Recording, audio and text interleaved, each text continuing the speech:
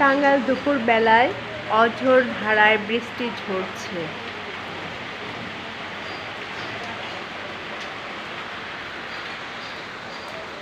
এই বৃষ্টিতে পরিবেশ ঠান্ডা লাগছে, কিছুক্ষণ পরপরই একটু গরম লাগছে, আবার ঠান্ডা লাগছে।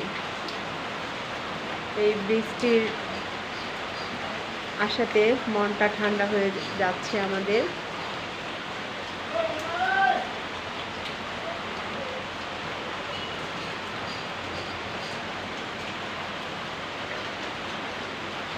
বর্ষা সিজনে সবসময় বৃষ্টি হবে, এটাই স্বাভাবিক। এখন হচ্ছে বর্ষা সিজন। বর্ষা সিজনে বৃষ্টির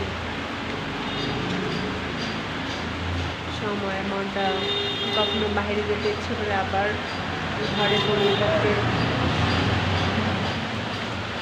মনটা তখন ঘরে বন্দি থাকতে চায় না, বাইরে যেতে চায়।